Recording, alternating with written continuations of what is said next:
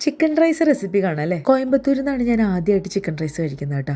First byte തന്നെ ആളിഷ്ടമായി. ഇത് തന്നെ ചിക്കൻ കുറച്ച് മാരിനേറ്റ് ചെയ്ത് വെക്കണം. അതിനായിട്ട് മുളക് പൊടി, മഞ്ഞൾപ്പൊടി, കുരുമുളക് പൊടി, ഗരം മസാല, ചിക്കൻ 65 മസാല, ഉപ്പ്, ജിഞ്ചർ ഗാർലിക് പേസ്റ്റ്, കുറച്ച് നാരങ്ങ നീര്, കുറച്ച് കറിവേപ്പില കൂടിയിട്ട് ഒരു മിക്സ് ആദ്യം തയ്യാറാക്കണം. ഈ മിക്സിലേക്ക് ബോൺലെസ് ചിക്കൻ എടുത്തിട്ട് നന്നായിട്ട് മിക്സ് ചെയ്ത് പിടിപ്പിച്ചതിന് ശേഷം ഒരു 20 മിനിറ്റ് മാരിനേറ്റ് ചെയ്ത് ഫ്രൈ ചെയ്തെടുക്കുക.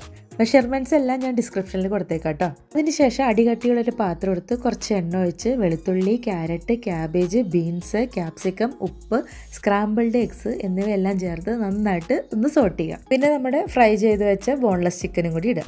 ശേഷം മുളക് പൊടി, കുരുമുളക് പൊടി, ഗരം മസാല, ടൊമാറ്റോ സോസ്, കുറച്ച് സോയ് സോസും കൂടി ചേർത്ത് നന്നായിട്ട് ഇളക്കുക. എല്ലാം ഒന്ന് മിക്സായി വരുമ്പോൾ നമ്മൾ വേവിച്ച് വെച്ചിട്ടുള്ള ബസ്മതി റൈസും കൂടി ചേർക്കുക. ഇനി എന്താ, എല്ലാം കൂടി ഒന്ന് മിക്സ് ചെയ്ത് നല്ല ചൂടോട് കൂടിയിട്ട് കഴിക്കുക. അത്രേ ഉള്ളൂ.